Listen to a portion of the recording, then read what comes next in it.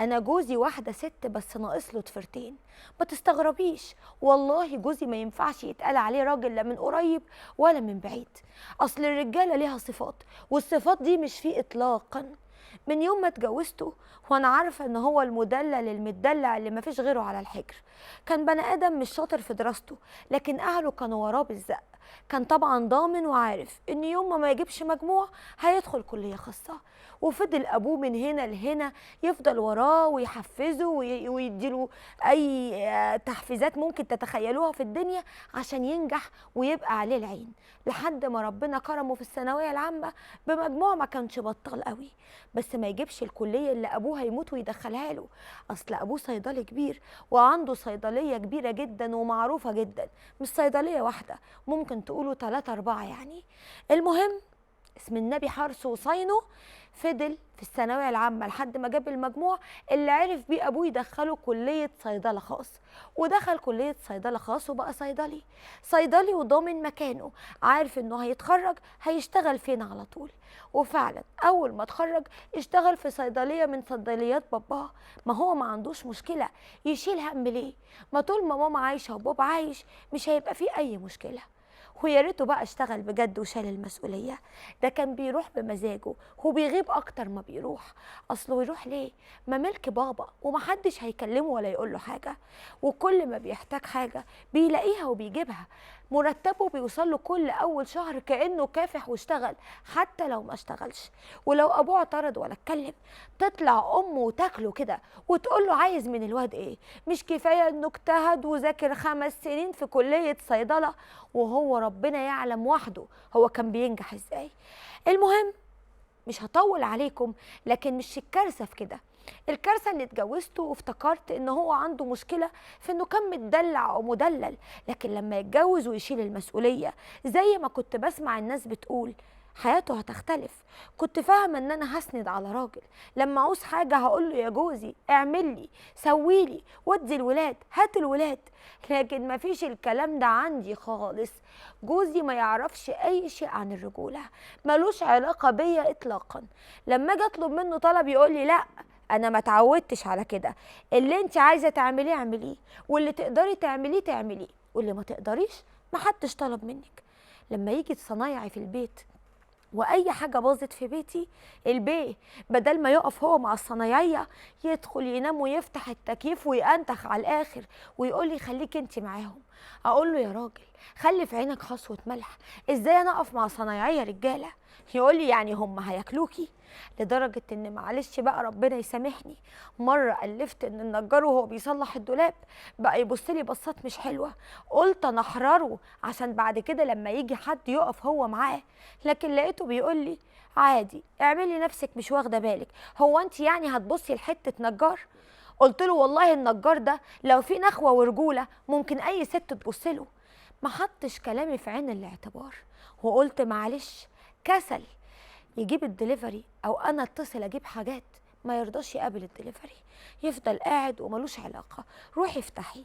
مهما كنت لابسه ما يروحش يقول لي انت لابسه ايه ولا ازاي هتفتحي كده. فمره استفزيته وكنت لابسه بيجامه قط وقلت له تمام هقوم افتح. ما سالنيش هو انت هتفتحي كده ولا لا. اهم حاجه انه يفضل قاعد في مكانه والحاجه تجيله لغايه عنده. كل الايام عنده عباره عن اجازات، لو رحنا مصيف ولا اي حاجه يحب يكبر دماغه، يفضل قاعد يتفرج على التلفزيون او ينزل البول او نجيب له الاكل لحد عنده. بني ادم غريب ما بيتحركش، بني ادم ما عندوش اي احساس بالمسؤوليه. ولادي انا اللي بودي التمرين، انا اللي بودي المدارس، انا اللي بعمل كل حاجه.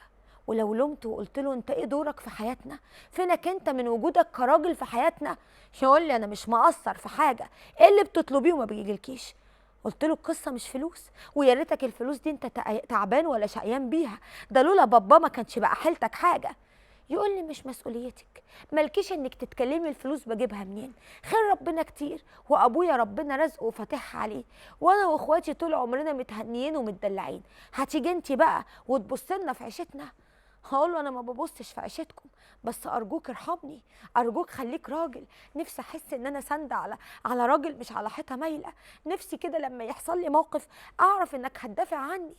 كنا ماشيين مع بعض الساعة 2 بالليل وعادي ولا همه. الكلاب كانت في الشارع وكانت كتير جدا جدا وكلها كانت بتهوهو علينا، وهو ولا أكنه يعرفني، بيسحب نفسه وبيمد وأنا وراه عمالة أناديله أقول له قرب، حرام عليك أنا خايفة، ولا أكني بنادي. كل ده كنت بعديه ومكبرة دماغي. مواقف كتير من دي وأكتر وأكتر وأكتر وكنت مكبرة دماغي. شكلي قدام أهلي اللي كان دايما زي الزفت وكنت مكبرة دماغي. عمري ما اعتمدت عليه في شيء، عمري ما طلبت منه شيء وعمله، عمري ما تعبت زي الستات وجي معايا للدكتور. حتى وأنا حامل عمره ما كلف خاطره إنه يجي معايا مرة، وكان دايما يقول لي أمال أمك وأهلك لازمتهم إيه؟ أقول له وأنت لازمتك إيه؟ مش أنت جوزي؟ يقول لي أنت عارفة إني ماليش في المشاوير دي، أنا بتخنق وما بحبش الفرهدة. كل اللي فات كنت بعديه وما كانش عندي فيه مشكلة، لكن لما يوصل بيه الأمر إنه يركبني أنا وبنتين الاتنين الساعة 3 الفجر مواصلات عشان نرجع من اسكندرية، كل ده عشان هو مش عايز يركب مواصلات وراح ركب في عربية أخوه. احنا كنا ماشيين كلنا مع بعض وأنا كنت فاهمة إني زي ما رحت زي ما هرجع، لكن للأسف واحنا راجعين حصلت قصة كده وبقى في ناس مفروض ان هم يركبوا في العربية معاهم، وما بقاش انا وبناتي ليا مكان. افتكرت ان جوزي هيبقى زي اي راجل، هيقول خلاص وهياخدني انا وهو وبناته ونروح نركب مواصلات عشان نرجع بيها، او يجيب لنا عربية مخصوص طالما ربنا فاتحها عليه. لكن الغريب كان موقفه، لقيته بمنتهى البرود قال لي مفيش مشكلة، أنا هروح أركبك من الموقف أنت والبنات وأنا هرجع مع أخويا في العربية. قلت له يعني إيه؟ يعني أنت مش هتيجي معانا؟ يعني أنت هتسيبني أرجع أنا والبنتين الساعة 3 الفجر لوحدنا؟ قال لي معلش، أصل أنا مش واخد على بهدلة المواصلات، بتعب وبقرف. قلت له طب خلاص جيب لنا عربية خاصة تاخدنا. حاول انه يجيب عربية، لكن في الاخر قال لي للأسف مفيش ولا عربية متاحة انها تيجي. مفيش مشكلة. قلت له يعني ايه مفيش مشكلة؟ هتسيبني انا وعيالك لوحدنا الساعة 3 الفجر؟ ليه؟ طب خلاص خليني انا اركب انا وعيالك، وانت خد واحد من اصحابك اللي عايز تركبهم العربية وروح انت اركبوا مواصلات. راح قال لي لا ما ينفعش، اخويا عنده رغبه انه يركب اصحابه دول. قلت له ده اخوك عنده رغبه انه يركب اصحابه ومراتات اصحابه، وانا اللي كنت جايه معاكم في العربيه هتتشطروا عليا انا وترجعوني مواصلات؟ طب ما فيش مشكله لو انت هتركب معانا، لكن ازاي هتقدر انك تامن علينا نركب في ميكروباص فيه اكتر من 14 فرد ولا همك ولا في دماغك؟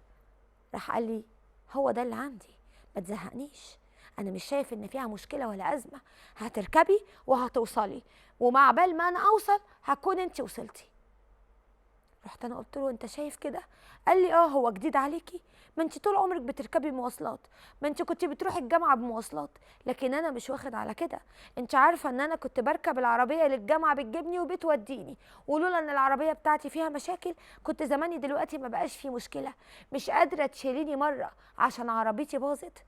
قلت له انا مش مشكلتي في عربيتك اللي باظت، انا مشكلتي انت مش هتخاف علينا كالعاده؟ ما عندكش اي مشكله؟ ما عندكش اي احساس بالغيره تجاهي ولا تجاه ولادك؟ مش خايف حد يقعد جنبينا يضايقنا؟ زي برضو لما بتخلي الدليفري يجي عليا في اي وقت وانا اللي افتح له. عمرك ما سالتني انت نازله رايحه فين ولا جايه منين؟ عمرك ما وقفت جنبي، عمرك ما وديت ولادك التمارين، عمرك ما جيت معايا الدكتور. كل ده كنت بعديه، لكن دلوقتي ههون عليك، بدل ما تقول لاخوك زي ما مراتي جت معايا تمشي معايا، لا اما انا اللي هاخدها وامشي معاها. لقيته بيقول لي انت على طول عايشه في الدراما، والدراما كوين قرفتنا في عيشتنا، خلاص بقى زهقتينا يا شيخه، هو ده اللي موجود، روحي اركبي انت والبنات وحتى مش هوصلكم. افتكرته بيهزر وافتكرت اني مش ههون عليه، لكن فعلا سابنا وحتى ما وصلناش. وخدت بناتي الساعه 3 الفجر ورحت ركبت من الموقف. ولاد الحلال كانوا احن عليا منه، ولاد الحلال وقفوا لي وبقوا يساعدوني ويطلعوا لي شنطي ويطلعوا لي بناتي، وانا بقيت ماشيه طول الطريق مفطوره من العياط، مش قادره اصدق ولا اتخيل ان انا معايا بني ادم بالمنظر ده، وكل القصه انه قادر يصرف علينا ويعيشنا كويس. حتى لو قادر يعيشنا كويس. يا ترى دي حاجة ممكن أتجاوز عنها؟ يا ترى فكرة إن أنا أعيش مع بني آدم ملوش وجود، مش راجل، ما بيغيرش عليا، ما بيخافش عليا، ما عندوش أي إحساس بالغيرة تجاهي، مستعد إن أكلم أي حد وفي أي وقت، طول ما هو مرتاح مش ما عندوش أي مشكلة، أعمل أي حاجة، أنزل أي وقت، أواجه أي حاجة، المهم إن هو يكون قاعد مرتاح في التكييف وقاعد بيتفرج على التلفزيون، قاعد مع أصحابه، أهم حاجة اللي يجي على دماغه وبس، ما يهموش غير نفسه وبس.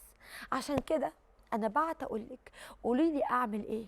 ولاده نفسهم اللي هم بناتي شايفين إن ماما وبابا هم راجل البيت، لما بيجوا يطلبوا أي طلب بيجوا يقولوا لي أنا. لما بنت من بناتي بتتعرض لأي حاجة في المدرسة، استدعاء ولي أمر، ما بتروحش لباباها، بتيجي تقول لي يا ماما عايزينك بكرة. الناس كلها فاكرة إن جوزي مسافر، محدش متخيل إن جوزي موجود. أنا هتجنن بشوف أختي وبشوف الجيران وبشوف أي ست بعرفها جوزها ليه دور في حياتها، جوزها ليه دور في حياة ولادها، بيودي وبيجيب، بياخدهم يقعد معاهم، بيفتح هو باب الشقة، بيكلم هو صح لمم القمامة، بيكلم هو الدليفري، بيكلم السوبر ماركت، بيكلم كل الناس اللي بيجوا ممكن يخبطوا على باب الشقة. لكن جوزي لا، جوزي لا. فقولي لي اعمل ايه واتصرف ازاي وما اخربش بيتي زي ما اهلي بيقولوا لي، ولا اجيب عليها واطيها وساعتها انا اللي هكون كسبانه؟